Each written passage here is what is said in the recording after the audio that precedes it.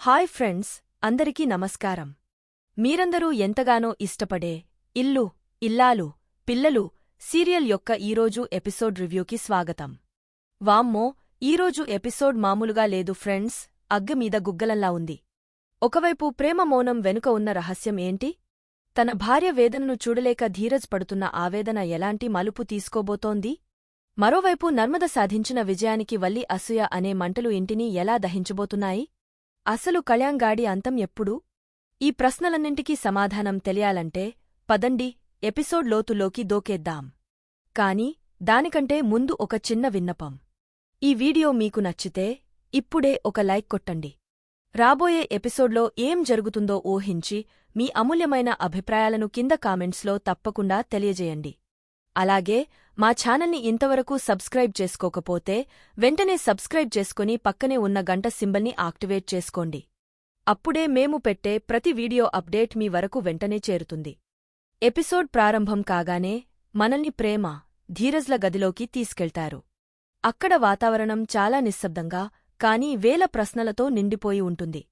ధీరజ్ ప్రేమ దగ్గరికి వచ్చి ఎంతో ఆర్తిగా, ప్రేమగా, చెప్పు ప్రేమా, నీ మౌనానికి కారణం ఏంటి? నన్ను ఎందుకు ఇలా హింసిస్తున్నావు? అని అడుగుతాడు. అతని కళ్లలో కోపం కంటే ఎక్కువగా తన భార్య పట్ల ఆందోళన, ప్రేమ కనిపిస్తాయి. కాని ప్రేమ ఏం మాట్లాడుతుంది? పాపం, తన మనస్సు ఒక అగ్నిగుండంలా రగిలిపోతోంది. పైకి కనిపించని కన్నీటి సంద్రం లోపల సుడులు తిరుగుతోంది. ఆమె మనసులో మాటల యుద్ధం మొదలవుతుంది. ఏమని చెప్పను? ఎలా చెప్పను? నన్ను నువ్వు పెళ్లి చేసుకున్నదే ఒక తప్పనిసరి పరిస్థితిలో. నీ ప్రాణస్నేహితుడు, ఆ నీచుడు కళ్యాణ్గాడు నన్ను వదిలేస్తే నామీద జాలితో నా మెడలో 3 ముళ్ళు వేశావు. ఇప్పుడు ఆ కళ్యాణ్గాడే నన్ను బ్లాక్ మెయిల్ చేస్తున్నాడని నీతో ఎలా చెప్పగలను? ఈ నిజం తెలిస్తే నువ్వు తట్టుకోగలవా? మన మధ్య ఉన్న ఈ కాస్త బంధం కూడా నిలబడుతుందా? అని తనలో తానే కుమిలిపోతూ పెదవి విప్పకుండా మౌనంగా ఉండిపోతుంది. ఆమె మౌనం ధీరజ్ని మరింత క్షోభకు గురిచేస్తుంది. వారం రోజులు గడిచిపోయాయి. ప్రేమ, పిచ్చిదానిలా తిరుగుతున్నావు. నీలో నువ్వే మాట్లాడుకుంటున్నావు, ఏడుస్తున్నావు. చెప్పు, నీ బాధ ఏంటో నాతో పంచుకో. నేను నీ భర్తని. నీ కష్టంలో నేను తోడుండనా? అని బ్రతిమిలాడతాడు. చూశారా ఫ్రెండ్స్, ధీరజ్ ఎంత మంచి భర్తో. కాని విధి వాళ్లని ఎలా పరీక్షిస్తోందో. ప్రేమ నుండి మళ్లీ అదే నిశ్శబ్దం సమాధానంగా రావడంతో ధీరజ్ గొంతులో నిరాశ స్పష్టంగా తెలుస్తుంది. ఇన్ని రోజులు నువ్వు చెప్పకపోతే నాకు కోపం వచ్చేది ప్రేమ. కాని ఇప్పుడు నీ పరిస్థితి చూస్తుంటే నాకు భయంగా ఉంది. నీమీద జాలి వేస్తోంది. ఎక్కడ నువ్వు నిజంగానే పిచ్చిదానివి అయిపోతావో అని నా ప్రాణం కొట్టుకుంటోంది అంటాడు. అతని మాటలోని ప్రేమ, ఆవేదన ప్రేమ గుండెను బాకులా గుచ్చుకుంటాయి. కాని ఆ నీచుడి బారి నుండి తన భర్తను, కుటుంబాన్ని కాపాడుకోవడానికి ఈ మౌనం తప్ప తనకు వేరే దారి కనిపించడం లేదు. చివరికి ధీరజ్ ఓపిక నశిస్తుంది. సరేలే, నీ ఇష్టం. నీకు చెప్పాలని లేనప్పుడు నేనేం చేయగలను? కాని ఒక్క విషయం గుర్తుపెట్టుకో. ఇక్కడ నువ్వేమైపోతావో అని మా అమ్మ, మా వదిన నిద్రాహారాలు మాని టెన్షన్ పడుతున్నారు. వాళ్లకంటే 1000 రెట్లు ఎక్కువగా నేను నరకం అనుభవిస్తున్నాను. కాని నువ్వేమీ చెప్పకు. ఇలాగే ఉండు. ఏమైనా చేసుకో. చాలు ఇంకా అని ఒక రకమైన నిస్సహాయతతో, బాధతో అక్కడి నుండి వేగంగా వెళ్ళిపోతాడు. ధీరజ్ వెళ్ళిపోగానే ప్రేమ కళ్ల నుండి కన్నీళ్లు వరదలా పొంగుతాయి. ఇక సీన్ కట్ చేస్తే మనం రామరాజు గారి హాల్లోకి వచ్చేస్తాం. అక్కడ మన తిరుపతి గారు ఏదో పెద్ద వ్యాపారవేత్తలా లెక్కల పుస్తకంలో మునిగిపోయి ఉంటాడు. కాని అతని ముఖం చూస్తేనే తెలిసిపోతుంది బుర్రలో లెక్కలు కాకుండా వేరేవేవో ఆలోచనలు పరిగెడుతున్నాయని. అది గమనించిన రామరాజుగారు, ఏంట్రా తిరుపతి, అంత దీర్ఘంగా ఏం ఆలోచిస్తున్నావు? ఏమైనా లాటరీ తగిలిందా? అని సరదాగా అంటారు. దానికి తిరుపతి, అదేం లేదు బాబాయ్. నాకు ఈ ఇండియాలో పిల్ల దొరికేలా లేదు. అందుకే ఏ అమెరికానో, ఆస్ట్రేలియానో సంబంధం వస్తే ఎలా ఉంటుందా అని ఆలోచిస్తున్నాను. ఫారిన్ పిల్ల, డాలర్ల జీతం. ఆహా, ఊహించుకుంటేనే భలే ఉంది కదా అని పగటి కలలు కంటూ చెబుతాడు. ఆ మాట వినగానే రామరాజు గారికి నవ్వాగదు. ఇదొకటి తక్కువైంది నీకు. ఉన్న ఓళ్ళో నిన్ను ఎవడూ చేసుకోడు. నీకు ఫారిన్ పిల్ల కావాలా? వెళ్ళిపోరా ఇక్కడి నుంచి అని ప్రేమగా వీపుమీద ఒక్క దెబ్బ వేస్తారు. అయ్యో బాబాయ్, మిమ్మల్ని వదిలి నేను ఎక్కడికి వెళ్తాను? ఎప్పటికి వెళ్ళను అని తిరుపతి అంటాడు. అలాగైనా మమ్మల్ని వదులుతావని ఆశపడ్డానురా అని రామరాజుగారు నవ్వుతూ అంటారు. ఈ కామెడీ సీన్ మనకు కాస్త రిలీఫ్ని ఇస్తుంది కదూ ఫ్రెండ్స్. వాళ్లు అలా నవ్వుకుంటుండగా బయట నుండి ఏవండి ఏవండి అంటూ వేదావతి గారి గొంతు వినిపిస్తుంది. ఆమె గొంతులో ఒక రకమైన విజయోత్సాహం, గర్వం ధ్వనిస్తాయి. వేదావతి, నర్మద ఇద్దరూ స్టైల్గా కళ్లజోళ్లు పెట్టుకుని లోపలికి వస్తారు. వాళ్లని ఆ గెటప్లో చూడగానే తిరుపతి ఒక్కసారిగా ఉలిక్కిపడతాడు. అమ్మో దెయ్యం దెయ్యం అని గట్టిగా అరుస్తూ సోఫా వెనక్కి దూకుతాడు. ఏంట్రా, నన్నే దెయ్యం అంటావా అని వేదావతి నవ్వుతూ వాడి వీపు మీద ఒకటిస్తుంది. అయ్యో అమ్మగారు, మీరా? కళ్లజోడులో మిమ్మల్ని చూసి నిజంగా దెయ్యం అనుకుని భయపడిపోయాను అని తిరుపతి అమాయకంగా చెబుతాడు. అందరూ నవ్వుకుంటారు. రామరాజుగారు, సరే కాని ఏంటా అరుపులు? ఇంటిని పీకి పందిరేస్తున్నావు. ఏంటి విషయం అని అడుగుతారు. దానికి వేదావతి, ఇవి అరుపులు కాదండి, ఇది విజయధ్వని. ఆడవాళ్లు సాధించిన విజయానికి ప్రతీక ఈ ధ్వని అని గర్వంగా చెబుతుంది. ఏవండి, పుస్తకాల్లో పెద్దవాళ్లు ఏం చెప్పారో తెలుసా మీకు? ఆడది తలుచుకుంటే సాధించలేనిది ఏదీ లేదు. తను అనుకున్నది సాధించే వరకు పోరాటం చేయగలదు. ఆ పోరాటంలో గెలిచి తనకు కావాల్సింది తెచ్చుకోగలదు అంటూ పెద్ద పెద్ద డైలాగులు చెబుతుంది. ఆ స్పీచ్ ఇస్తుండగా మధ్యలో దగ్గు రావడంతో సీన్ మళ్లీ కామెడీగా మారుతుంది. రామరాజుగారు, ఆపు ఆపు నీ ప్రసంగం. ముందు అసలు విషయం ఏంటో సూటిగా చెప్పు అని అంటారు. అంతలోనే అక్కడికి సాగర్, వల్లి కూడా వస్తారు. వల్లి ముఖంలో ఎప్పటిలాగే చిరాకు, అసహనం కొట్టొచ్చినట్టు కనిపిస్తాయి. అందరూ అక్కడ చేరగానే వేదావతిగారు ఒక బాంబు పేలుస్తారు. నా కోడలు, నా నర్మద, నా పరువు నిలబెట్టింది. ఈ ఇంటి గౌరవాన్ని ఆకాశమంతా ఎత్తుకు తీసుకెళ్ళింది. నా కోడలికి ప్రమోషన్ వచ్చింది అని ఆనందంతో ఉప్పొంగపోతూ చెబుతుంది. ఆ మాట వినగానే వల్లి ముఖం మాడిపోతుంది. మిగతా అందరి ముఖాల్లో ఆనందం వెల్లివిరుస్తుంది. సాగర్ వెంటనే, కంగ్రాచ్యులేషన్స్ వదినా అని అంటాడు.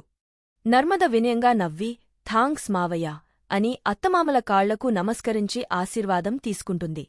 వేదావతి, చూశారండి, నా కోడలు ఎంత గొప్పదో, తన ప్రతిభతో ఎంత తొందరగా ప్రమోషన్ తెచ్చుకుందో అని గర్వంగా చెబుతుంది. ఆమె మాటలో నర్మద మీద ఉన్న ప్రేమ, అభిమానం స్పష్టంగా కనిపిస్తాయి. అంతలోనే భాగ్యం, ఆనందరావు ఎంట్రీ ఇస్తారు. అవునా నర్మదా, నీకు ప్రమోషన్ వచ్చిందా? చాలా సంతోషం. నువ్వు పైకి అమాయకురాల్లా కనిపిస్తావు కాని నువ్వు కొడితే కుంభస్థలాన్నే కొడతావని నాకు తెలుస్సు అని భాగ్యం పైకి పొగుడుతున్నట్టే మాట్లాడుతూ తనదైన శైలిలో వ్యంగ్యాన్ని జోడిస్తుంది.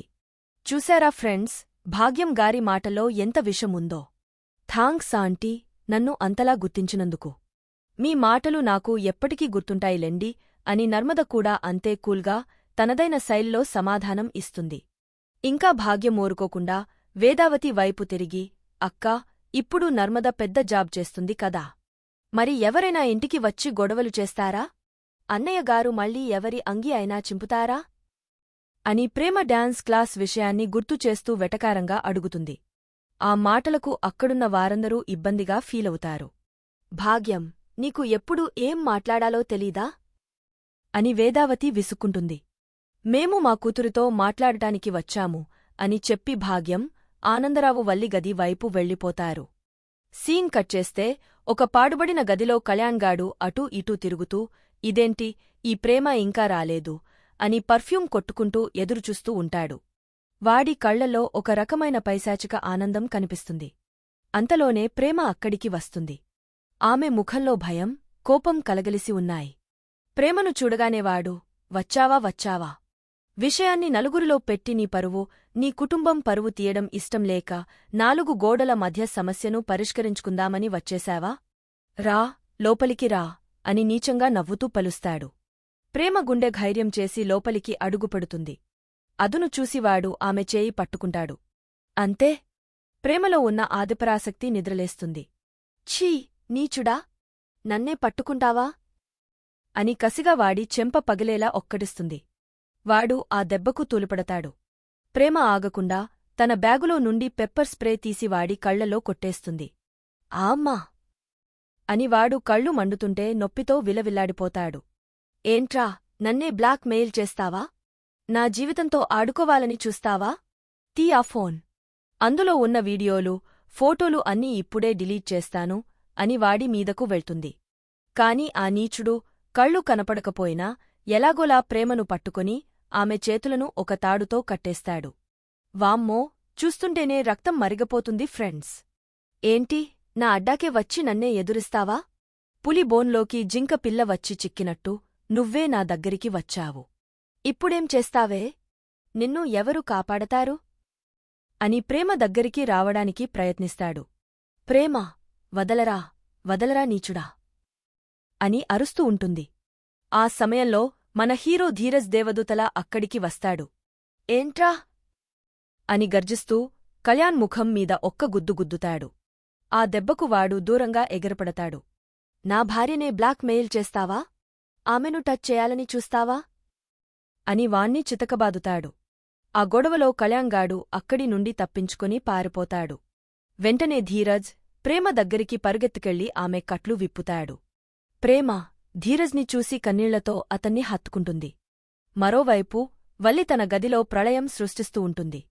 సామాన్లన్నీ విసిరికొడుతూ ఆ నర్మదకి ప్రమోషన్ వచ్చిందని ఇంట్లో అందరూ దాన్ని నెత్తిన పెట్టుకుని చూస్తున్నారు. నాకు ఒళ్ళు మండిపోతోంది. మీరు కూడా దానికే వంత పాడుతున్నారు అని తన తల్లిదండ్రుల మీద అరుస్తుంది. ఓహ్, దీనికా నీ కోపం అని భాగ్యం, ఆనందరావు అనుకుంటారు. వెళ్ళండి మీరు ఇక్కడి నుండి. మీరు కూడా దానికే సపోర్ట్ చేస్తున్నారు. నాకంటూ ఈ ఇంట్లో ఎవరూ లేరు. నా బావ కూడా నాకు దూరమవుతున్నాడు. నా బ్రతుకు గాలిలో దీపంలా అయిపోయింది అని ఏడుస్తూ అరుస్తుంది. అప్పుడు భాగ్యం తన కూతురిని శాంతింపజేయడానికి ఒక కట్ట డబ్బులు తీసి వల్లి చేతిలో పెడుతుంది. వల్లి ఆ డబ్బుల వైపు నిర్వికారంగా చూస్తుంది. ఉత్కంఠభరితమైన సంగీతం గరిష్ట స్థాయికి చేరుకుంటుంది. వ్యాఖ్యాత: చూశారా ఫ్రెండ్స్, ఎపిసోడ్ ఎంతటి ఉత్కంఠభరితమైన మలుపు దగ్గర ఆగపోయిందో. భాగ్యం ఇచ్చిన డబ్బుతో వల్లి శాంతిస్తుందా? లేక ఆ డబ్బుతోనే నర్మదపై కొత్త కుట్రకు ప్లాన్ చేస్తుందా? ప్రేమ తనకు జరిగిన అన్యాయం గురించి ధీరజ్కి చెబుతుందా?